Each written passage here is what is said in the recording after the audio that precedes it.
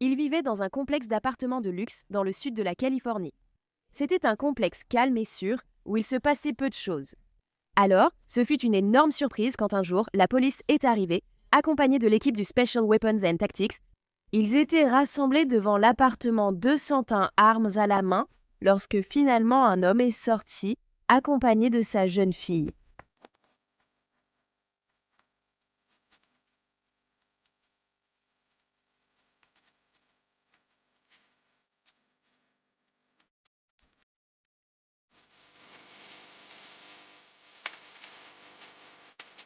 Bienvenue ou bon retour. Je suis Cassie et voici Un monde maléfique.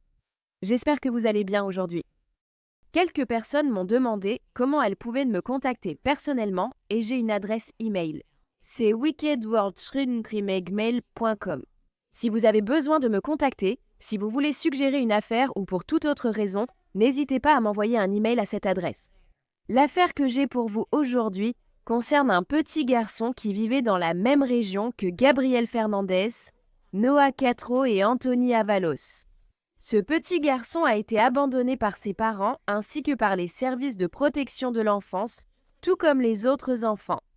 Voici l'histoire de Noah McIntosh.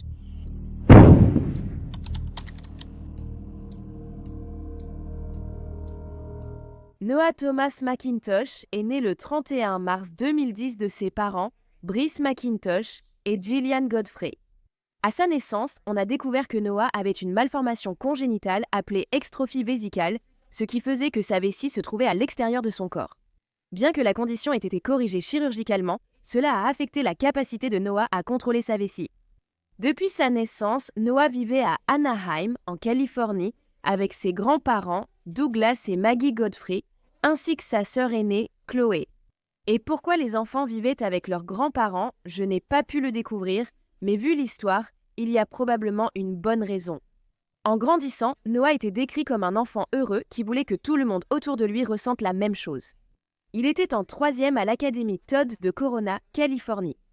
Ses voisins se rappelaient l'avoir vu promener son chien près de la résidence, et Noah attendait chaque jour au portail pour souhaiter une bonne journée à tous. Quand Noah avait 7 ans et Chloé 9, ils ont quitté la maison de leurs grands-parents à la demande de leur mère, Gillian. Gillian souhaitait que les enfants restent avec leur père, Brice. Quand Noah et Chloé ont quitté la maison de leurs grands-parents, ils sont partis vivre avec leur père aux appartements de luxe Encanto, à Corona, Californie. Le loyer dans ce complexe d'appartements pour un 2 pièces commence à $2 800 par mois et peut aller jusqu'à $3 100 par mois. Donc, c'est un endroit plutôt sympa. À cette époque, Brice travaillait pour American Medical Response en tant que technicienne médicale d'urgence. Pendant que les enfants étaient avec Brice dans l'appartement, on disait que Gillian vivait dehors, dans sa voiture. Même si elle vivait dans sa voiture, Gillian veillait toujours à voir ses enfants tous les mardis. Dans la maison de Brice, Noah et sa sœur étaient tous les deux victimes de maltraitance constante. Mais Noah était la principale cible de la colère de Brice, car Brice pensait que Noah était simplement paresseux en ce qui concerne ses habitudes aux toilettes. Brice ne croyait plus qu'il avait un problème. Il pensait qu'il avait simplement dépassé ce stade et que maintenant, il était juste paresseux. Puisque Brice refusait de croire que son fils souffrait encore de problèmes médicaux, il pensait qu'il était approprié de le punir non seulement physiquement, mais aussi psychologiquement pour son incontinence. Honnêtement, ce type me donne vraiment des vibes d'Adam Montgomery. À mon avis, il lui ressemble un peu, et il s'énerve contre son enfant parce qu'il a des accidents. Apparemment, il y a beaucoup de parents dont je parle qui font exactement la même chose, mais je ne sais pas. Ce gars me rappelle juste le père d'Harmony Montgomery, Aden, et ça ne me plaît pas du tout. Le département des services sociaux publics a commencé à recevoir des signalements de maltraitance concernant Noah en 2013. À l'époque, le corps de Noah présentait de nombreux bleus, y compris une empreinte de main d'adulte sur ses fesses et un œil au beurre noir. Brice et Gillian ont tous les deux fait l'objet de 2 enquêtes concernant ces accusations. Cependant, l'affaire a été classée en octobre 2013 après qu'ils ont déclaré que les signalements de maltraitance étaient infondés. Et comme ils vivaient chez leurs grands-parents à cette époque, je suppose que c'est lors des visites chez leur mère et leur père que Noah recevait ses bleus. Donc, en août 2017, les services sociaux avaient reçu plus de 10 signalements concernant Brice, qui était violent envers les enfants, et Jillian qui ne les protégeait pas de Brice. Et au moins à une occasion, une travailleuse sociale a reconnu que Brice avait causé de graves blessures physiques à Noah, mais rien n'a été fait. Une autre fois, Noah avait raconté à une policière et à une travailleuse sociale qu'une fois, Brice lui avait attaché les chevilles et les poignets avec des colliers de serrage, lui avait bandé les yeux, puis l'avait plongé dans de l'eau glacée pendant une longue période, tout ça parce qu'il avait sali son pantalon. Il ne pouvait pas contrôler ça. Souviens-t'en, toi tu le sais, mais pas Brice. Il a aussi dit aux policières qu'il avait déjà été menotté dans une baignoire d'eau glacée.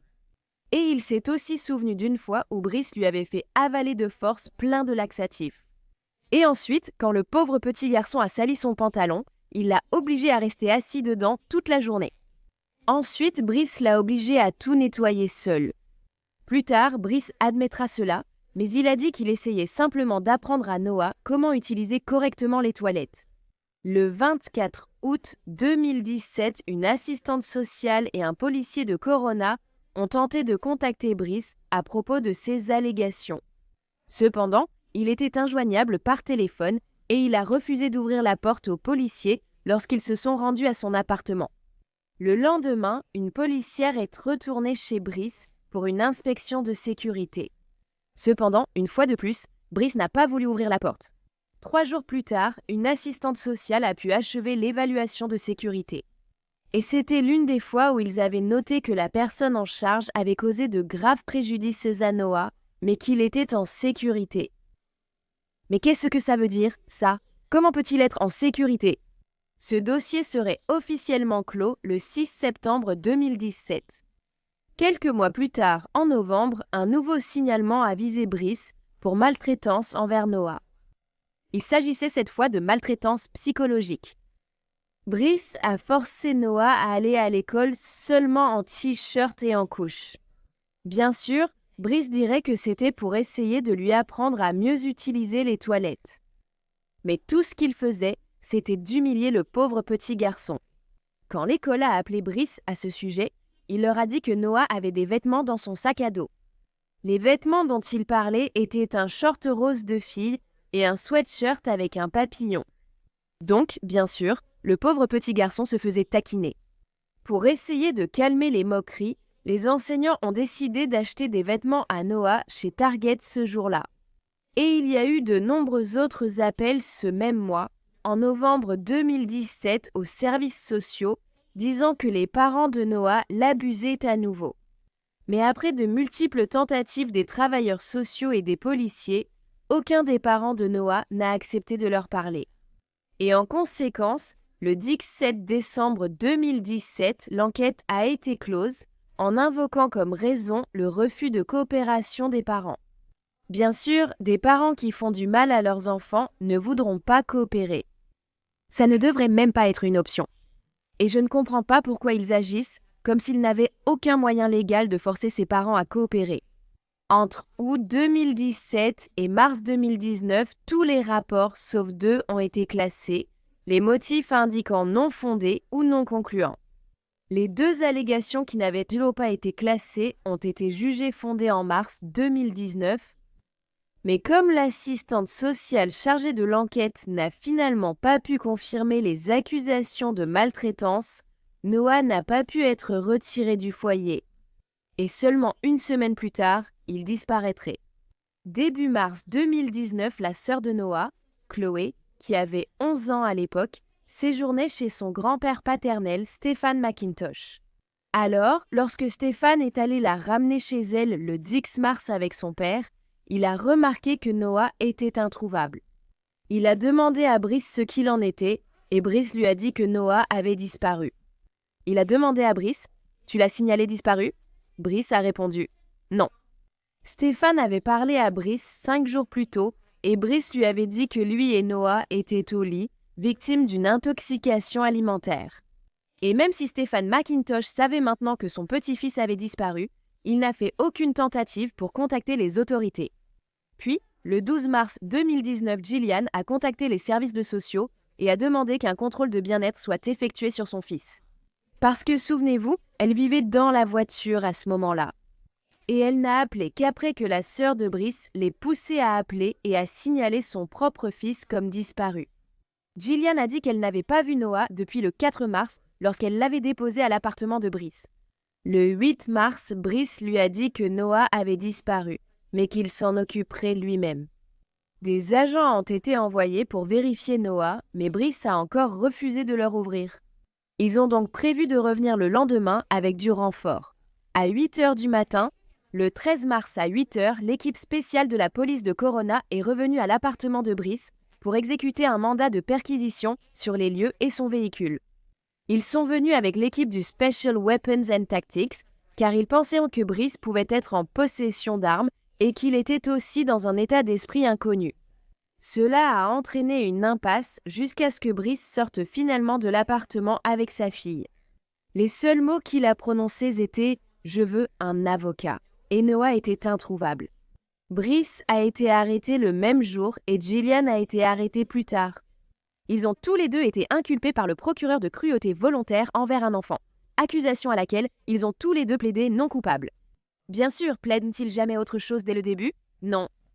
Ils ont tous les deux été détenus au centre de détention Robert Presley et aucun d'eux n'avait de casier judiciaire auparavant. Les autorités ont saisi les appareils électroniques de Brice, y compris son ordinateur et son téléphone portable. La police a également trouvé des menottes, des colliers de serrage, des gants en latex violet et des serviettes tachées de jaune. Ils ont également trouvé un manuel pour un blender de la marque Ninja, mais n'ont pas pu trouver l'appareil dans la maison. Après avoir reçu les appareils électroniques, le FBI a effectué une analyse approfondie de l'historique de recherche en ligne de Brice. Sur l'ordinateur, ils ont vu qu'il avait cherché « Qu'est-ce que l'acide sulfurique ? Que fait l'acide sulfurique à l'aluminium ? Quel type de plastique peut résister à l'acide muriatique ? Peut-on acheter de l'acide sulfurique ou le déboucheur CleanShot à base d'acide sulfurique ?» Et son téléphone portable a révélé des recherches sur le rythme cardiaque normal pour un enfant de 8 ans. Quel est le rythme cardiaque normal pour un enfant de 8 ans lorsqu'il court? Comment fonctionne l'hydroxyde de sodium et hydroxyde de sodium dans l'eau? Une fois interrogée, Jillian a changé sa version et a dit qu'elle avait menti sur la dernière fois qu'elle avait vu Noah. Elle a dit qu'en réalité, c'était le 2 mars la dernière fois qu'elle l'avait vu. Et elle a affirmé que du 1er au 3 mars, elle vivait en réalité dans l'appartement de Brice. Apparemment, le 2 mars, Brice avait emmené Noah dans la salle de bain de l'appartement. Et Jillian se souvient avoir entendu Noah demander à son père pourquoi il lui faisait du mal. Mais est-ce qu'elle a fait quelque chose? Non, d'après ses souvenirs, elle ne se rappelle pas avoir revu Noah après cela.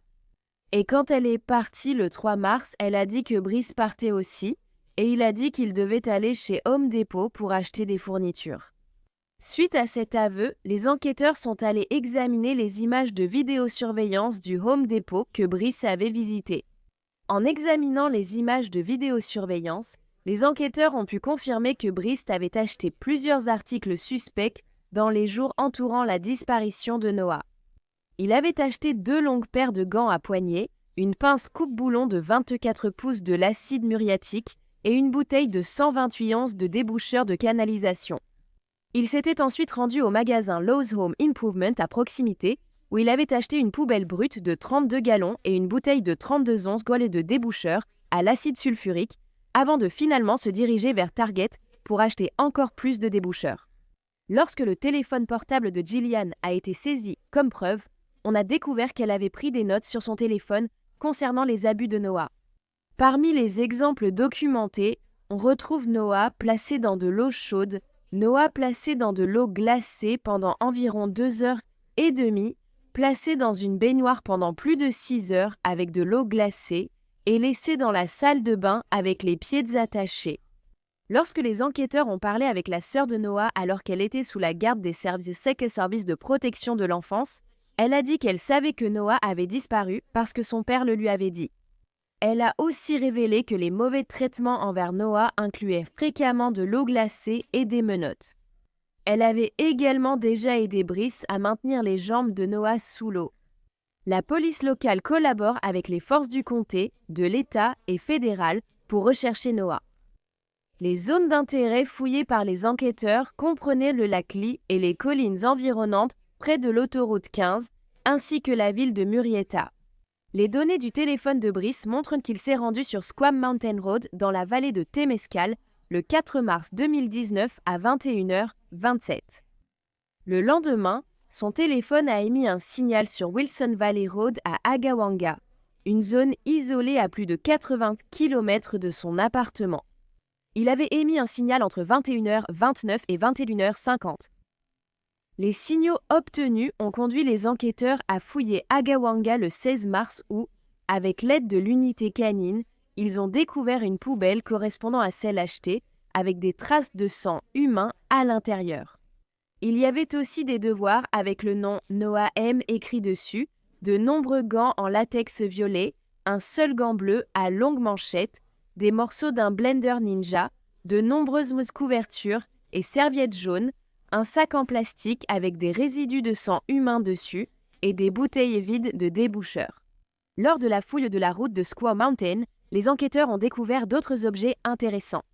Un autre gant en latex violet a été trouvé, une serviette jaune souillée, des lingettes de nettoyage usagées et un manche de cuillère en bois. Lors de la fouille de la BMW de Brice, la police a aussi trouvé un autre gant en latex violet. Le 18 mars 2019, les enquêteurs se sont rendus à l'appartement de McIntosh avec le FBI, une équipe médico-légale et un plombier. Le plombier est venu avec une caméra et aurait retiré les siphons des baignoires, lavabos et éviers de la cuisine. Après analyse, le plombier a remarqué que les siphons des baignoires étaient plus propres que les autres, malgré l'ancienneté de l'appartement. En plus de fouiller les canalisations, les enquêteurs ont également fouillé le garage de l'appartement et on les a vus emporter plusieurs boîtes de preuves. Et même s'ils ne voulaient pas dire exactement quels étaient les objets qui avaient été retirés, des témoins ont déclaré qu'ils semblaient grands et volumineux et qu'ils étaient enveloppés dans une bâche bleue. Brice a été inculpé de meurtre au premier degré avec une circonstance aggravante de torture le 28 mars 2019. Pour cette accusation, il pouvait soit recevoir une peine de prison à vie sans possibilité de libération conditionnelle, soit la peine de mort. Les enquêteurs ont partagé qu'ils avaient trouvé des preuves matérielles qui ne laissaient aucun doute sur le fait que Noah avait été victime d'un homicide. Et ils ont accusé Brice d'avoir tenté de dissimuler les preuves en utilisant de l'acide et d'autres produits. Compte tenu de l'accusation, l'affaire est passée d'une enquête pour disparition d'enfants à un homicide sans corps. Et en avril 2019, Brice a plaidé non coupable des accusations de meurtre et de maltraitance d'enfants. Un an avant la disparition de son petit-fils, Douglas avait déclaré qu'il avait contacté les services de protection de l'enfance. Il craignait que Noah soit maltraité par Brice, ce que Noah lui a ensuite confirmé. Il a dit que Brice était définitivement responsable du meurtre. Il avait un tempérament violent et on savait qu'il avait été très agressif par le passé. Et le grand-père de Noah a dit que s'il en avait eu la chance, lui et la grand-mère de Noah l'auraient repris chez eux sans hésiter une seconde. En octobre 2019, une avocate en droit civil a porté plainte contre le comté de Riverside pour Noah et sa sœur. Elle alléguait que le département des services sociaux du comté avait failli à sa mission dans le cas de Noah. Il n'avait pas pris de mesures concernant les nombreuses plaintes selon lesquelles Noah et sa sœur étaient victimes de maltraitance. La plainte affirme que les travailleurs sociaux ont manqué à leur devoir de protéger les deux enfants contre les abus, ce qui a par conséquent violé les droits civils des enfants. Ils demandent actuellement une somme non révélée liée à la mort de Noah. En décembre 2019, Gillian a accepté un accord de plaidoyer et a plaidé coupable à 2 chefs de mise en danger d'enfants et elle a cette fois été libérée de prison sur parole. Brice, cependant, attend toujours son procès. Le corps de Noah n'a pas encore été retrouvé, mais les enquêteurs pensent qu'il a été assassiné entre le 3 et le 4 mars 2019.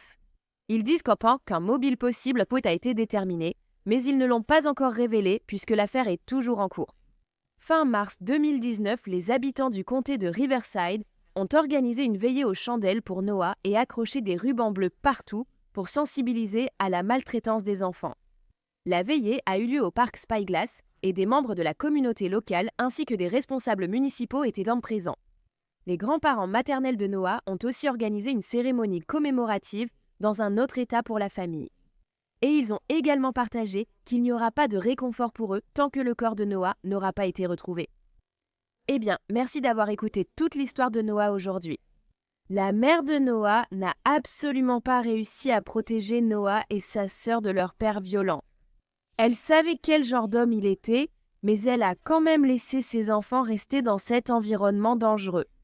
Je suis absolument convaincue qu'elle en sait plus sur la disparition de Noah qu'elle ne le laisse paraître. Et ça me fait me demander si elle sait aussi où se trouve le corps de Noah. Les services sociaux ont clairement constaté que les enfants étaient dans un environnement dangereux et ils n'ont rien fait pour les en retirer. Toutes les personnes impliquées doivent être tenues responsables. Les choses doivent changer. Beaucoup trop d'enfants, surtout dans cette région de Californie, ont perdu la vie parce que non seulement leurs parents, mais aussi les services sociaux, le service censé les protéger, les ont laissés tomber. Donc si tu aimes les histoires criminelles et que tu veux les entendre de ma part, n'oublie pas de cliquer sur le bouton s'abonner ci-dessous et d'activer les notifications aussi, comme ça tu sauras quand je publie une nouvelle vidéo, ce qui arrive 2 à 3 fois par semaine. Merci d'avoir regardé Un monde maléfique. Prenez soin de vous. Au revoir.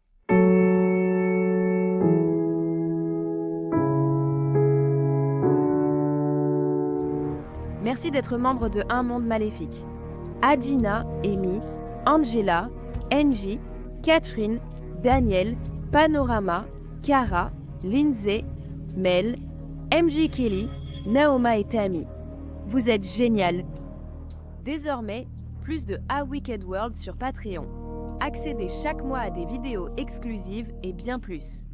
Tout soutien aide vraiment à s'assurer que les victimes ne soient jamais oubliées et à mettre en lumière les failles de la société liées à chaque affaire. Alors allez voir sur patreon.com/A Wicked World ou utilisez l'application Patreon.